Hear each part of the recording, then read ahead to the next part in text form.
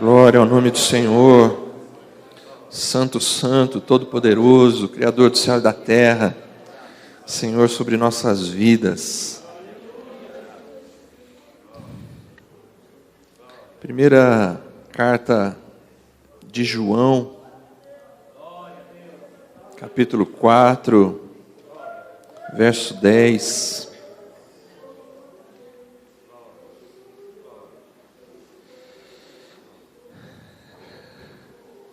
Glória ao teu nome, Senhor.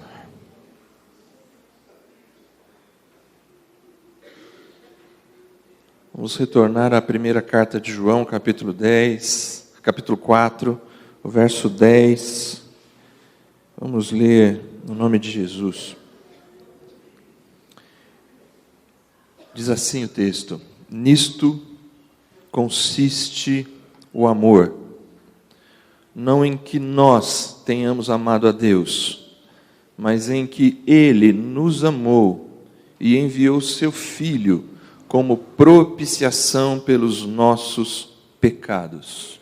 Feche seus olhos por um instante. Senhor Deus Todo-Poderoso, Santo, Santo, Santo, digno de honra, adoração e louvor.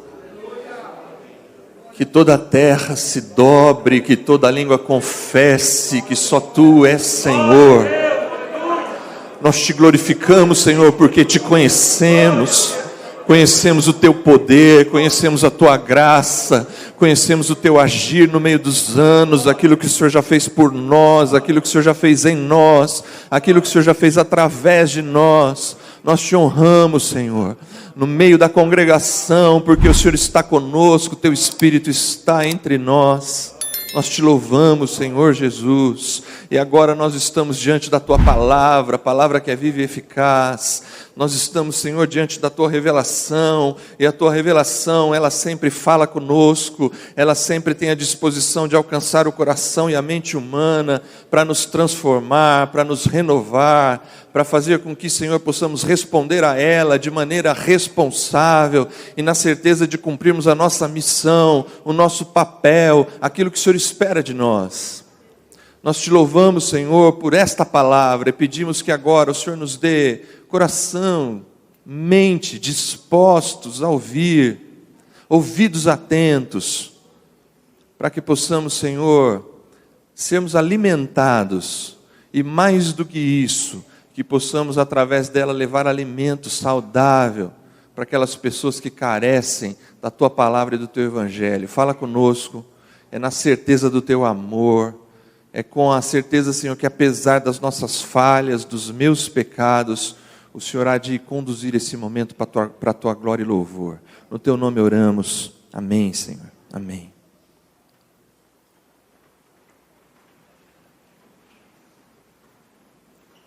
Que a graça e a paz do nosso Senhor Jesus Cristo esteja com todos. Amém. Espero que todos estejam tendo um bom dia na presença do Senhor aqui nesta casa de oração. Privilégio e um prazer estar aqui com vocês nesta manhã, para juntos servirmos a Deus e de alguma forma compartilharmos também a Sua palavra. Agradeço ao pastor Zé Lima pelo convite para a gente estar junto aqui. Queria muito poder ficar à tarde na conferência teológica, mas tinha até falado já com o pastor Eleilton, tenho um compromisso em Campinas, 3 horas da tarde, que me faz fazer um bate-volta. E amanhã, né, Gui? Amanhã, 9 horas da manhã, estamos aqui de novo, de volta, fazer essa correria aí desse final de semana, tudo para a glória de Deus. Amém? Nisto consiste o amor. Quando, analisando agora mais próximo, o convite pelo pastor Zé Lima já está feito há um bom tempo, mas pensando na data, 27 de outubro, e refletindo e orando e pedindo a Deus de alguma forma direcionamento para esse momento aqui com vocês, me veio à mente a carta de João, que é uma carta que em toda ela fala bastante da ideia do amor, e eu acho extremamente propício a gente falar disso hoje. Afinal, amanhã acabam as eleições. Eu vi um um post que eu acho que muitos de vocês devem ter visto essa semana, dizendo assim: se você ainda não brigou com ninguém da sua família ou com nenhum amigo seu, aproveita que essa é a última semana, né? A tensão no país, ela está muito grande. A tensão que se estabeleceu nas famílias, gente que não se fala mais, que foi tirada do grupo do WhatsApp, que foi bloqueada do Facebook, gente que entrou em briga com irmãos de fé por conta de A ou B, enfim. E eu não quero entrar nessa briga não, mas eu acho que vale a pena a gente voltar o nosso foco para aquilo que realmente pode dar um direcionamento real para o nosso país, para a vida da nossa nação e para a nossa própria vida. Independente do governo que há de se estabelecer no Brasil e aqui no estado de São Paulo, parece que já está bem claro o que vai acontecer, tanto em um quanto no outro, mas ainda que eles sejam importantes e que a palavra de Deus nos ensina a orarmos pelos nossos governantes, nós temos na mão uma herança, a herança do Evangelho. Nós carregamos como Igreja de Cristo a cidadania do reino, coisas que são preciosas demais e estão acima, muito acima de qualquer governo humano, e que de alguma forma nós temos uma grande responsabilidade que não cabe a nenhum destes que estão aí, porque eles têm uma responsabilidade muito específica de autoridade governamental, autoridade que foi dada a eles e será dada a eles por Deus acima de tudo. Mas se tem alguém, ou se tem uma instituição, se tem um poder deste mundo que carrega a possibilidade, ou que carrega a verdadeira esperança de uma vida sem medo, de uma vida sem lágrimas ou corrupção, de uma vida sem a criminalidade, de uma vida onde as pessoas entendem o seu lugar e cumprem o seu papel. Se alguém carrega este plano de governo, é o Senhor Jesus Cristo por meio do Evangelho, do qual nós somos herdeiros e carregamos esse legado. Então, portanto, falar sobre o amor nesse momento final aqui, me parece que pode ser importante para nós e com certeza agrada ao coração de Deus voltarmos os olhos para o lugar certo. Dito isto, agora eu entro na introdução. O que te move?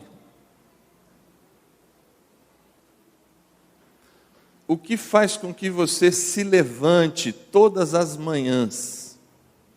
Quais são as forças que te tiram da cama? Eu não estou falando da sua esposa te empurrando e falando acorda bem.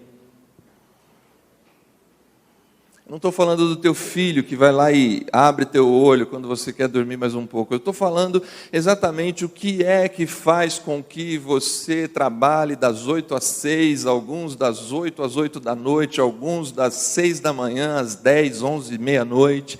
O que faz com que você leve comida para pôr dentro de casa. O que faz com que você suporte dores e sofrimentos.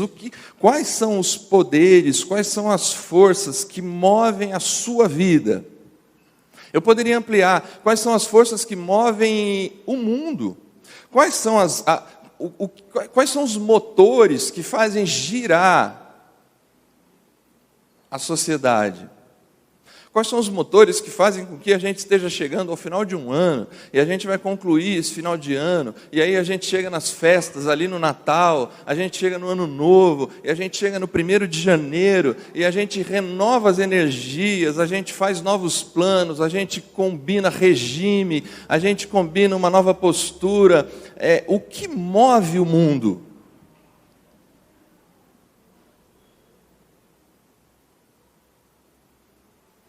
Sei que é possível ter alguém aqui pensando assim: nada me move hoje. Se eu pudesse te falar, Júnior, eu diria que eu não tenho vontade de levantar da cama. Eu não tenho razões. E para mim é sempre um martírio. É sempre uma dor muito grande sair da cama. De alguma forma você está aqui hoje. Talvez Deus tenha algo contigo também. Daqueles ou daquelas, que as forças moventes, aquilo que faz girar a vida, aquilo que dá ânimo, estão consumidos pela depressão e por uma tristeza profunda de alma, que impede você de se mover, e você está sendo empurrada. Quais são as forças que movem o universo? A palavra de Deus, ela tem uma expressão para isso. A palavra de Deus, no Novo Testamento, ela tem algumas expressões para determinar o que move o mundo. Eu me aproximei dessa compreensão lendo um teólogo recentemente, que ele traz uma visão muito interessante da ideia de principados e potestades. Eu acho que esse é um termo que a maioria de nós já ouviu e já leu em Colossenses, quando ali Paulo diz aos Colossenses que na cruz Jesus Cristo riscou a cédula de dívida que era contra nós, despojando os principados e potestades, humilhando-os. E geralmente a gente tem uma relação com a ideia de principado e potestade como poderes sobrenaturais do reino espiritual. O que eu acho que a gente não deveria perder esta perspectiva dos principados e potestades. Mas esse teólogo, ele trabalha no conceito de que esses principados e potestades, eles são poderes, eles são forças moventes do mundo, na perspectiva de que todos eles foram criados por Deus, mas dominados pelo mundo espiritual, e hoje eles podem ser chamados também de ídolos fonte, ídolos de raiz. Ok? Um santo qualquer, uma estátua qualquer, ou coisas desse tipo, na linguagem da moçada, é ídolo Nutella. Ídolo mais ou menos.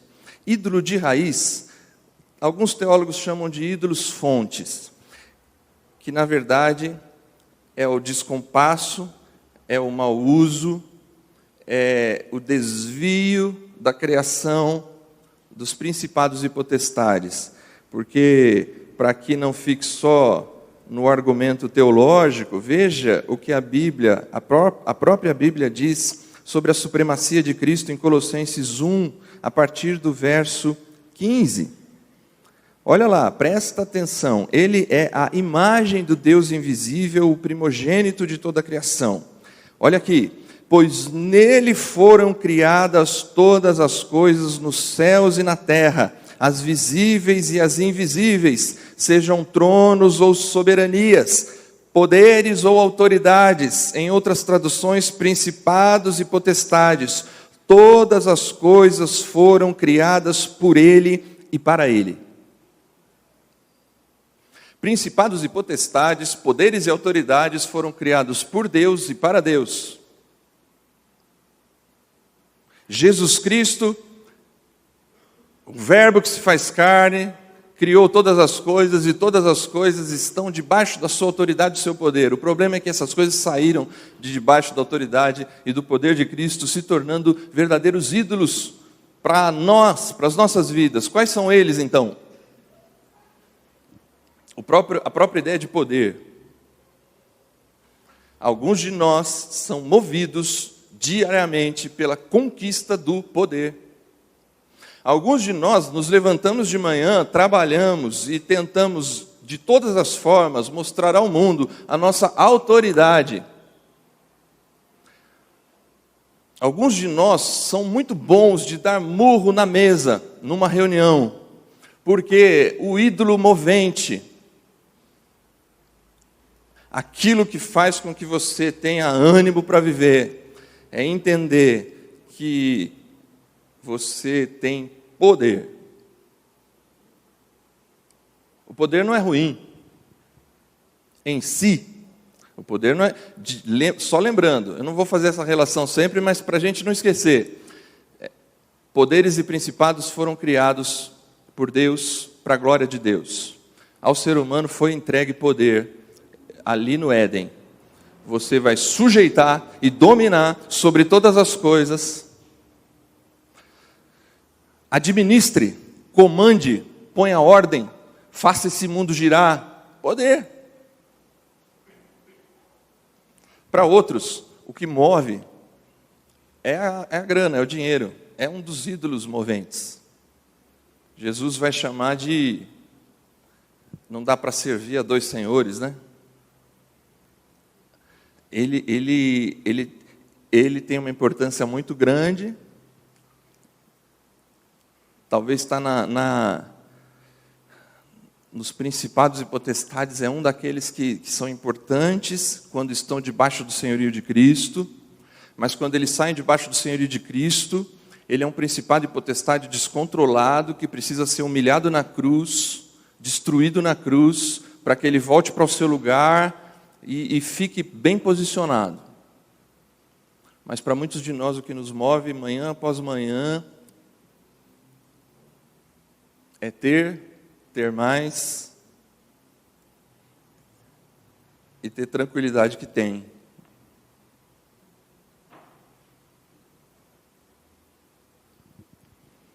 Sexo é um ídolo movente. É um poder e uma potestade muito forte. Uma bênção de Deus.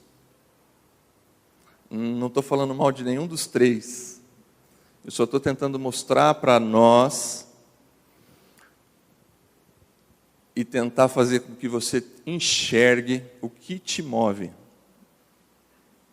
o que te faz levantar todos os dias.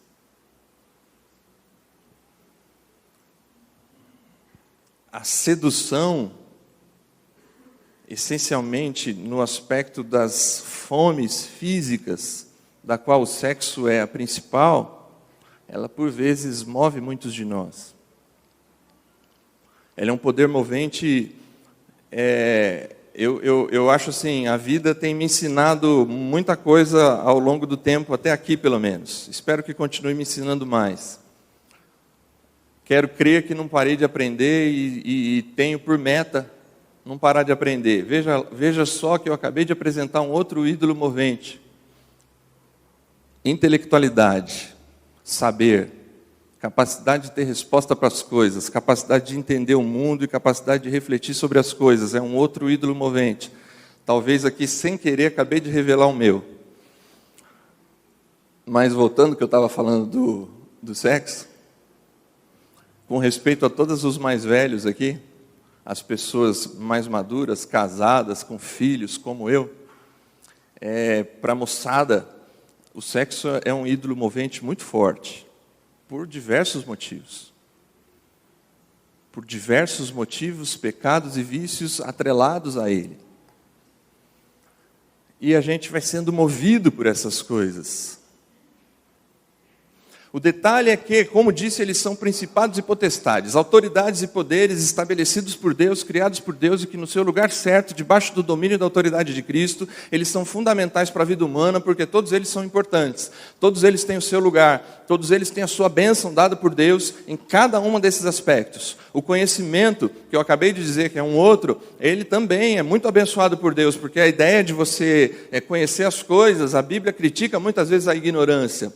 Vocês erram por não conhecer o poder de Deus e as Escrituras. O meu povo sofre, perece por falta de conhecimento. Só que quando eles estão, qualquer uma dessas coisas, fora da autoridade de Cristo, eles são ídolos moventes. Eles são ídolos fonte. Só que eles são ídolos, eles não são Deus. Eles estão debaixo de uma autoridade maior. E aí eu faço a minha última pergunta filosófica aqui para a gente aplicar o texto bíblico. O que move cada um desses principados e potestades? Porque eles não são movidos por si. Tem algo acima deles. E aí, para a gente resumir a história aqui e entrar no texto de João, eu preciso que você acredite em mim, porque eu não vou ter tempo de desenvolver muito a minha tese agora. Mas o que move todas essas coisas tem um nome, e é o principal poder movente. Porque ele é o centro da criação de Deus. E ele é o único que a Bíblia diz que Deus é. Amor. Deus é amor.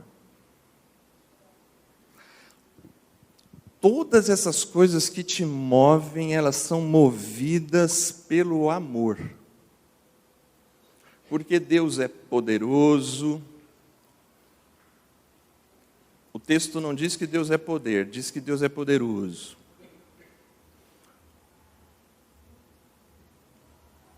A menor definição bíblica que temos sobre a essência de Deus é amor. E o mundo percebeu isso. A sociedade, ela vive debaixo desse mesmo poder, que se chama amor. Eu acho que é conhecido também de todos nós, já faz muito tempo, mas os Beatles trouxeram uma canção para a gente que a gente conhece ela mesmo no inglês. All we need is love. Tudo que a gente precisa é o amor. Todos os filmes que a gente assiste, ou se não a grande maioria deles, o fundo final é uma história, é um romance, é a possibilidade da superação pelo amor. A cultura ocidental, ela está baseada nesses poderes moventes, mas todos eles têm um centro. É o centro que faz com que se ganhe o Oscar, é o centro com que se faz com que aquele filme comova e mova a gente para ir ao cinema, ou falar para outros amigos assistirem.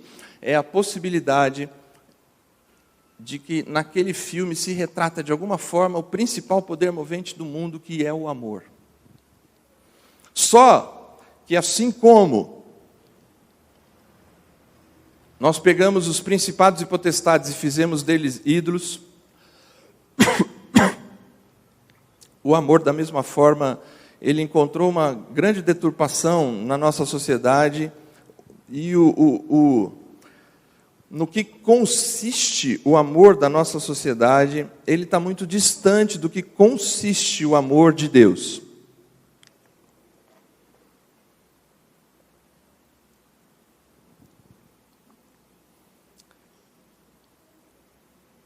O que te move?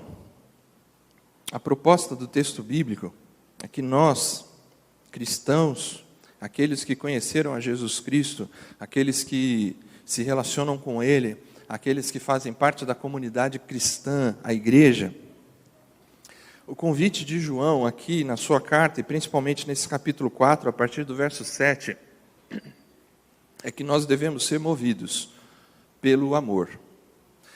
E como acabei de dizer, se não ficou claro, espero deixar agora, todo o poder se move pelo amor. E se você se levanta de manhã, e se você ainda tem forças para lutar pela sua família, pela sua vida, pela sua saúde, é porque de alguma forma o elemento movente que está por trás de qualquer ídolo-fonte ou de qualquer poder que é algo que te move, é a ideia principal e fundamental do amor. O problema é que ele pode estar deturpado também e ter se tornado um ídolo. Porque, veja bem, neste caso, a ordem dos fatores altera bastante o produto. Não é o amor que é Deus, mas é Deus que é o amor. E aí, João vai mostrar para a gente no que consiste o tipo de amor que deveria mover eu e você na nossa caminhada de vida, na nossa busca de sustento financeiro, na nossa busca da educação dos nossos filhos, na nossa busca por um namorado ou uma namorada, na nossa busca pela melhor faculdade, na nossa busca por ter uma aposentadoria saudável, na nossa busca por uma igreja melhor, na nossa busca por uma igreja que faça sentido para as pessoas, na nossa busca por uma igreja que glorifique a Deus no seu jeito de ser, na sua maneira de se comportar, na sua maneira de ser vista pelo mundo. Qualquer uma dessas coisas precisam ser movidas pelo amor. E nós, cristãos, precisamos ser movidos pelo amor daquele do qual a própria palavra de Deus nos apresenta. E João faz isso aqui. E ele diz assim: nisto consiste o amor, não em que nós tenhamos amado a Deus. Esse é o primeiro aspecto do que consiste o amor. Isto é, a primeira coisa que João diz é no que não consiste o amor. A primeira coisa que João faz é dizer para mim e para você no que o amor não é feito. Onde o amor não encontra base. E o texto diz: não em que nós tenhamos amado a Deus.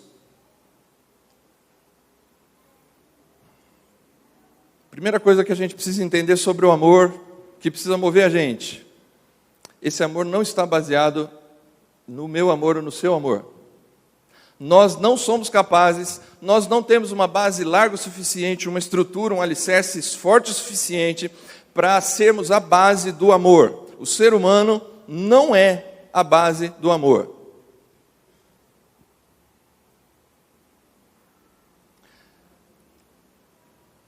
O nosso tipo de amor não consiste no amor de Deus, enquanto estamos distantes de Deus. O nosso amor é limitado. O nosso amor, ele se quebra,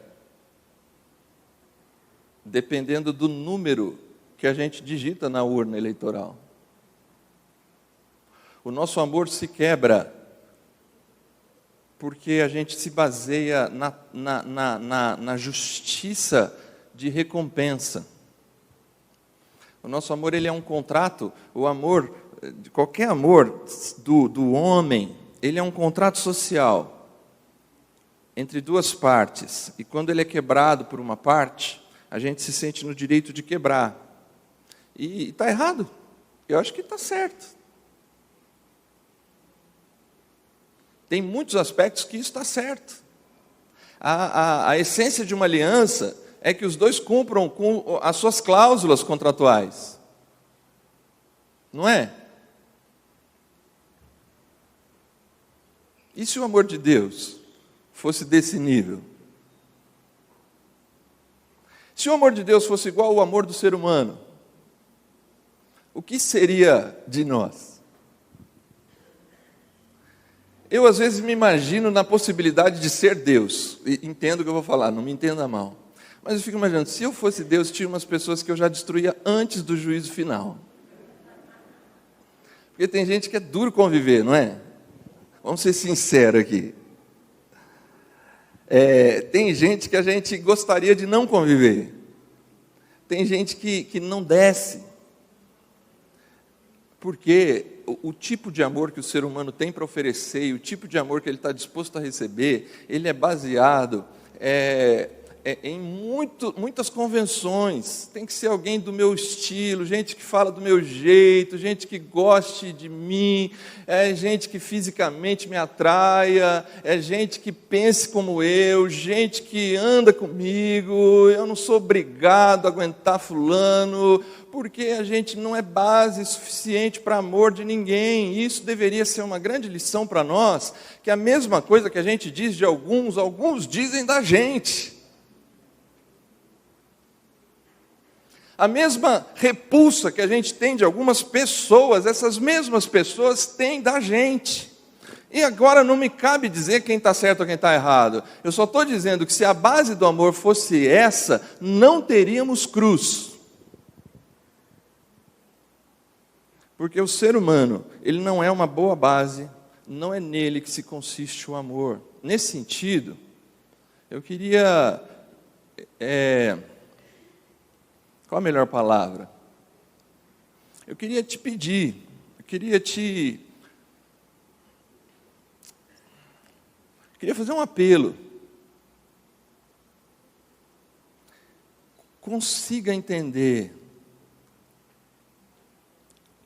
que as falhas que você consegue ver nos outros, que são reais e justificadas. Eu não estou nem dizendo que você ou eu, que a gente calunia as pessoas das quais a gente não gosta.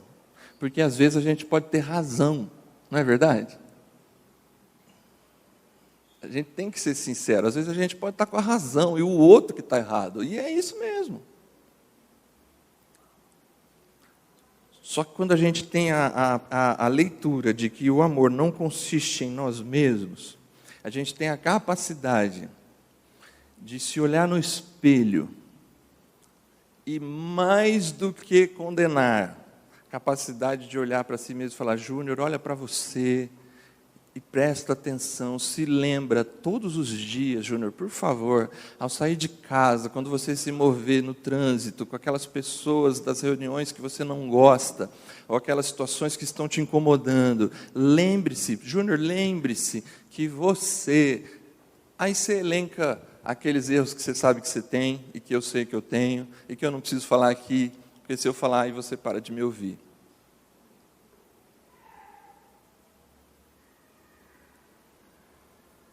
O texto continua. Nisto consiste o amor,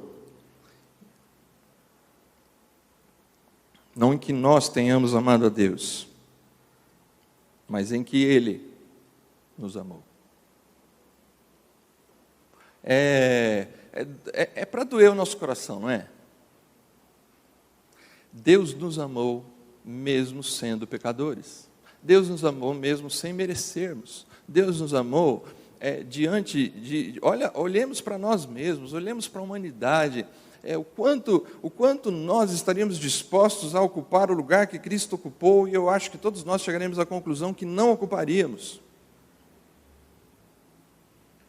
Essa semana, eu estava conversando com um amigo pastor, e ele estava me dizendo que ele pregou recentemente em João 13, e ele estava me dizendo que foi ler um pouco mais sobre a cultura da ideia, daquele momento ali, daquela comida que eles tiveram, depois ali da prática da ceia, como os elementos dos quais nós comemoramos a cada ceia do Senhor que fazemos na igreja, mas tem aquele momento que ele fala que alguém o vai trair, e aí aquele discípulo que está mais próximo de Jesus pergunta: quem é o traidor? E Jesus fala assim: aquele que eu molhar o bocado e entregar.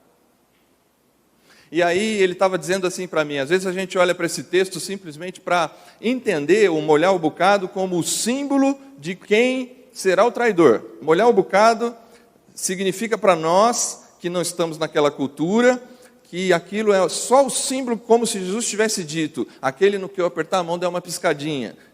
Algo sem nenhum sentido. Só que, dentro daquela cultura, quando você tem os seus amigos que você convida para uma ceia, você guarda 3 lugares para os seus principais amigos, e é bem provável que Judas estivesse num desses 3 lugares, e molhar o bocado, na cultura judaica, significa algo assim: eu nunca vou te trair. Pode confiar plenamente em mim, porque eu tenho tanto apreço por você, que eu nunca vou te trair. Jesus molha o bocado, entrega para Judas e fala assim: faz o que você tem que fazer. Se Jesus estivesse dizendo tudo e não somente trabalhando dentro de um processo cultural, é como se ele tivesse dito assim: Judas, eu te amo, eu nunca vou te trair, eu te tenho em alta conta, mas eu sei que você tem algo para fazer contra mim, vai e faça. Só que eu queria que você soubesse que eu continuo te amando. Porque os discípulos, ao final dessa cena, não entendem ainda que é Judas o traidor, mesmo, talvez só o João ali, porque eles ficam assim: puxa, ele deu o bocado molhado para Judas, queria eu ter recebido o bocado molhado, alguns dos outros pensaram, porque a ideia ali é um contrato, é uma ideia de Jesus dizendo assim: Judas, o meu amor não consiste no fato de que você me ama, O meu amor consiste no fato que eu te amo e eu não vou te trair, Judas. É muito tapa na cara numa noite só para aquele homem. A base do amor é o próprio Deus. A base do amor é o próprio Deus. Qualquer expressão sincera de amor é uma expressão de Deus. Porque eu não sei se você reparou, não sei se você ainda está olhando para o texto não diz nisto consiste o amor de Deus. O texto diz nisto consiste o amor. Qualquer expressão de amor sincera, justa, honesta, é uma expressão do amor de Deus.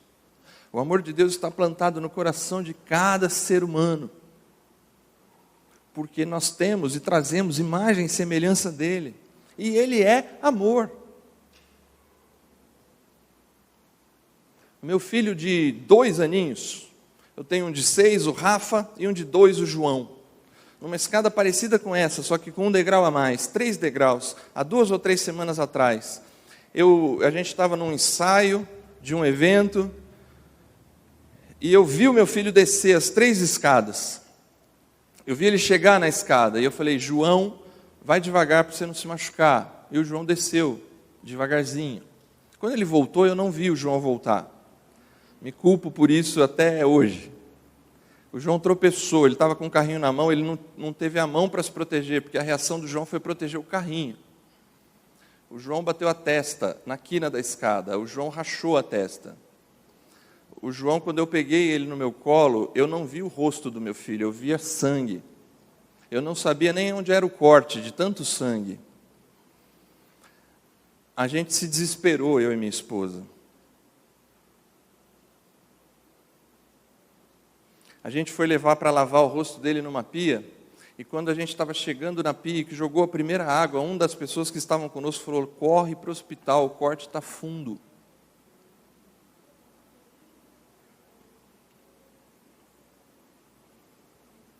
Só que tem um negócio plantado no coração de pai e mãe, que é a expressão de Deus, que é amor. E amor fez com que a gente entrasse no carro da forma mais rápida possível, porque ali tem um negócio dentro de mim que me move, que fala assim, eu não vou perder meu filho. Eu não vou deixar que isso estrague o futuro dele. Ele só tem 2 anos. Ele tem uma vida inteira pela frente, e aí faz um pai e uma mãe entrar no carro, desesperadamente, e correr para um hospital.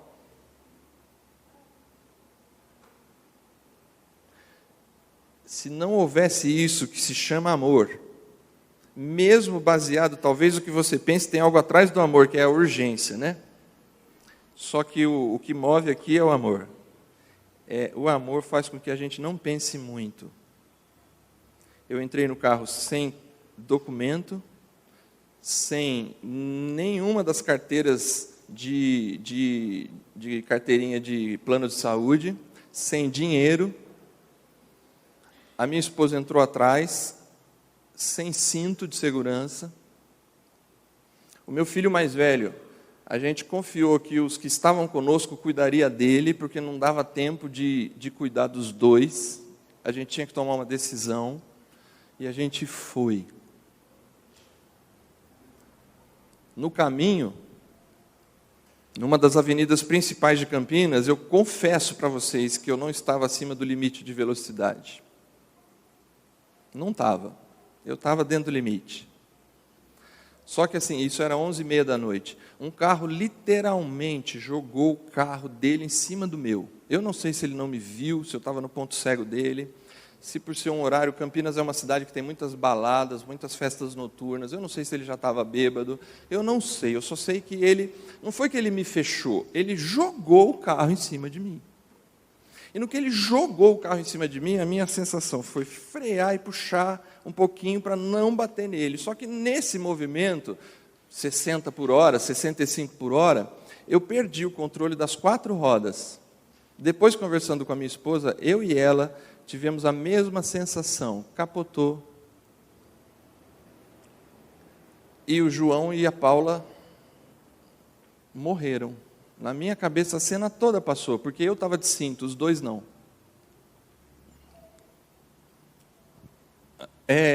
Eu posso estar exagerando, mas para mim a sensação é assim, uma mão voltou o carro no chão assim, ó, fez assim, tipo um carrinho de flexão. Botou o carro no chão e as 4 rodas voltaram para o meu controle em 2 segundos.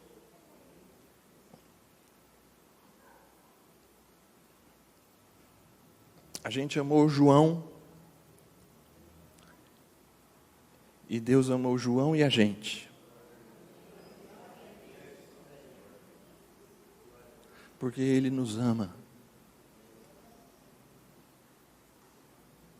É bem verdade que se tivesse acontecido uma tragédia, não dá para culpar Deus.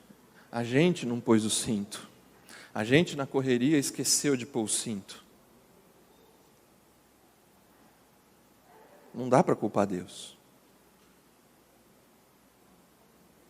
Só que só a graça e a misericórdia de Deus livra a gente de acidentes, perigos, dificuldades, das quais, de forma justa, nós teríamos que passar por elas. Porque o tipo de amor que Deus demonstra para nós, não é o tipo de amor que nós demonstramos para as pessoas. Deus nos ama incondicionalmente. E o texto termina. Nisto consiste o amor, não em que nós tenhamos amado a Deus, mas em que Ele nos amou e enviou seu Filho como propiciação pelos nossos pecados. Se nós não somos base do amor, se Deus é a base perfeita do amor, aí aqui nesse finalzinho, Ele vai dizer para a gente no que consiste o amor, na sua essência,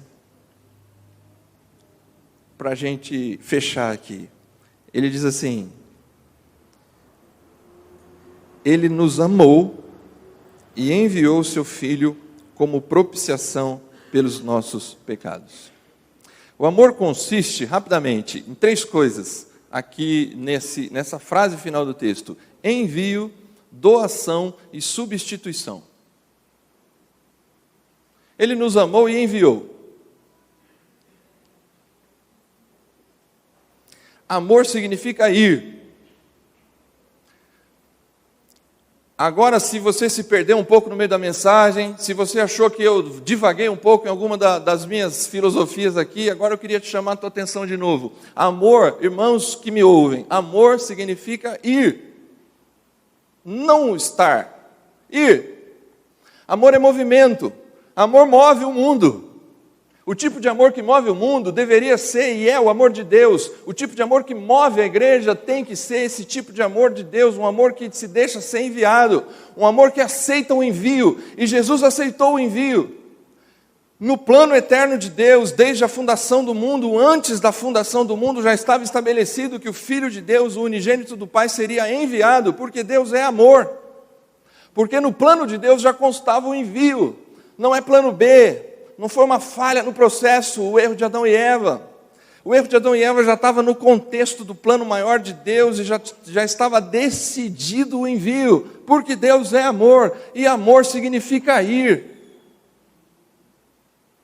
Que tipo de amor te move? O amor que te move deve ser um amor que faz com que você se levante todos os dias disposto a cumprir o papel de ser enviado para fazer a diferença nos ambientes dos quais você frequenta, dar o seu melhor, ser excelente no que faz, ser justo nas suas ações, respeitar as pessoas, demonstrar que você vive os valores do reino de Deus, porque você é enviado ao mundo, como Cristo foi enviado para nós.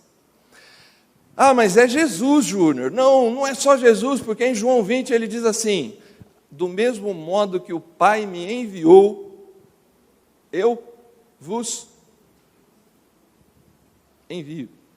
E aí o texto diz: Ele nos amou e enviou seu Filho como propiciação pelos nossos pecados. Propiciação, uma palavra não muito comum para nós. Propiciação significa, de alguma forma, ocupar o lugar, cobrir,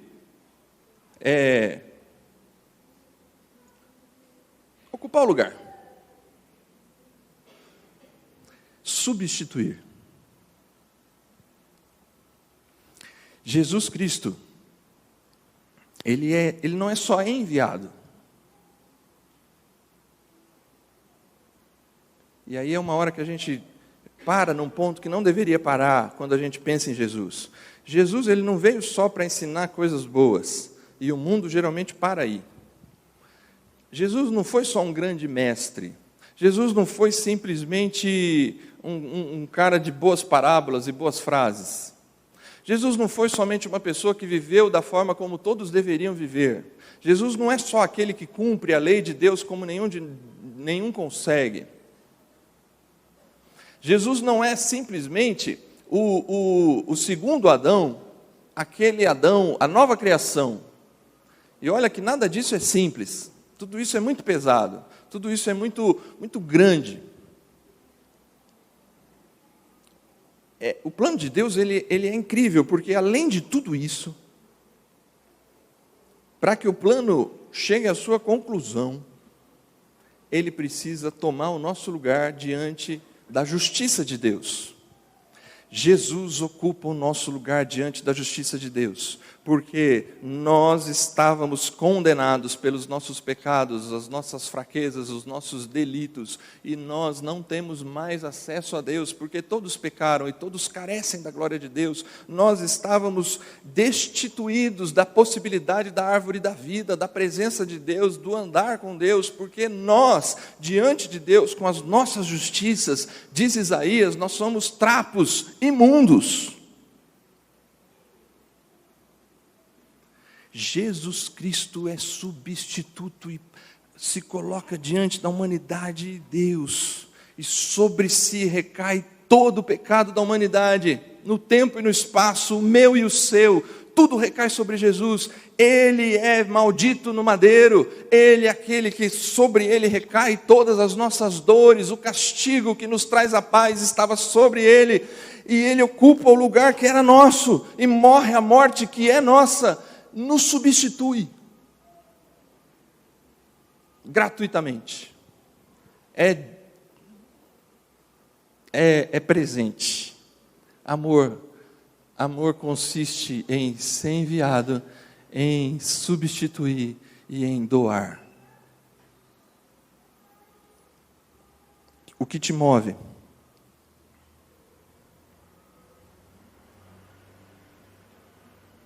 O que faz com que você acorde todas as manhãs?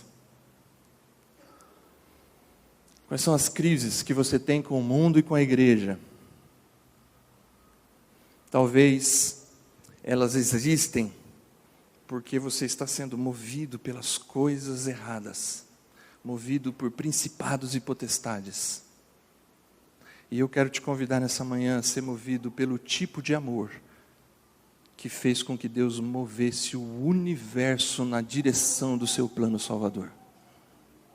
Nesse sentido, a gente não pode só dizer, como já disse, mas isso foi Jesus, e eu concordo, insuperável, Deus soberano acima de todas as coisas, ninguém há de ocupar o lugar dele, porque céus e terra, tudo está debaixo dele, e toda língua vai confessar, todo joelho vai se dobrar, ele é o Rei dos reis, Senhor dos senhores, dono das chaves, ele é o Cordeiro de Deus que tira o pecado do mundo, não há comparação humana com Jesus Cristo.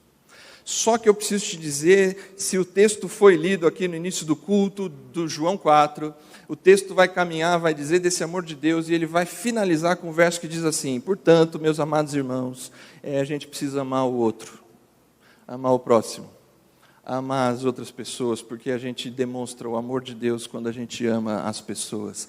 Portanto, eu quero te convidar a ser movido no mundo pela capacidade de ser enviado, de se colocar no lugar dos outros, substituindo, se coloque no lugar do outro, use o óculos do outro, vista o sapato do outro. Não para ficar nessa posição, porque Jesus não ficou na posição do pecado. Se doe mais. Vamos nos doar mais, vamos nos colocar mais no lugar do outro e vamos aceitar a proposta de que cada dia que a gente sai de casa, cada pessoa que a gente fala, cada coisa que a gente faz, é uma possibilidade. Eu sou um enviado no mundo para fazer a diferença. Que Deus te dê esse tipo de amor, que Deus te dê essa capacidade de amar como Cristo ama, porque nisto consiste o amor geral, esse é o verdadeiro amor, e é nisto que esse amor consiste, e eu e você, por meio de João, nós somos chamados a apresentar ao mundo esse tipo de amor, não o que nós somos capazes de dar. É difícil? Muito. Eu consigo? Não. Se alguém consegue, levante a mão. Não, não precisa. É só assim. Esse é o nosso ideal, esse é o nosso alvo, essa é a nossa busca. Ser enviado, substituir e doar. Como igreja e como pessoa.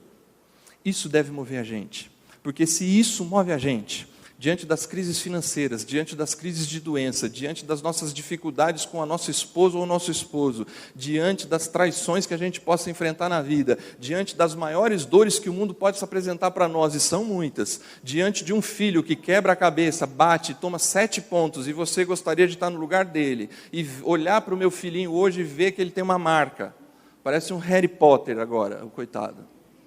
Espero que suma com o tempo. O detalhe é o seguinte: essas coisas não podem fazer com que eu não levante de manhã, porque essas coisas não me movem, essas coisas não podem me mover. Aqueles que, como disse no começo, já não têm forças para se levantar da cama, porque não tem nada que o mova. Se mova pelo amor que vale a pena. Aceite que você foi enviado e que esse envio vai trazer muitas dores no meio do processo. Ocupe o lugar dos outros, vista o óculos do outro e se doe mais. Você vai ver como isso vai fazer diferença para você, porque quando você vive esse tipo de amor, você encontra significado na vida, você encontra razão para viver, você encontra razão para se mover, vale a pena, não importa quantas outras coisas estejam difíceis, porque elas são temporárias, elas são pequenas, elas podem ser principados e potestades, mas o texto diz que Cristo cravou na cruz principados e potestades, e tudo está sob o domínio dele, então vale a pena viver nesse negócio do amor. Que Deus te ajude. Que Deus me ajude e que a gente consiga rever os nossos conceitos e pensar nos ídolos fontes que movem a mim e a você, e sermos movidos, não por ídolos, mas pelo amor, que toma o lugar do outro para a glória de Deus. Feche seus olhos por um instante. Senhor Deus, Pai Todo-Poderoso, eu glorifico o Teu nome. Tu és Deus acima de tudo e todos. A Tua palavra foi pregada, o Teu Evangelho foi exposto. Que o Teu Espírito Santo traga a cada um de nós convencimento do pecado, da justiça e do juízo. Que Teu Espírito Santo nos mostre agora em cada coração aquilo que tem movido a gente: sexo, poder, dinheiro, intelectualidade, tantas outras coisas que movem a gente todos os dias, que consomem o nosso pensamento, que nos trazem dor, que nos trazem a vontade de fazer de um jeito ou de outro, que faz com que a gente passe por cima de pessoas, que faça com que a gente ganhe inimigos. Senhor Jesus, ajuda a gente a entender um pouquinho mais hoje do tipo de amor que é o verdadeiro amor, a essência do amor, que a gente se aproxime mais desse Deus que é amor e possa refletir isso como igreja e como pessoa para a glória do Teu nome. Abençoa os Teus filhos, dos mais novos aos mais velhos, dos mais maduros na fé aos que estão se achegando na fé. Que a gente possa se ver livre dos ídolos que nos movem e sejamos movidos pelo Teu Evangelho para cumprir a Tua missão, e que um dia a gente possa se encontrar contigo e realmente perceber que o sofrimento do tempo presente valeu, porque a gente viveu por coisas maiores, invisíveis, celestiais. Para a glória do Teu nome e para a edificação da Tua igreja, oramos e agradecemos. Amém, Jesus. Amém, Senhor.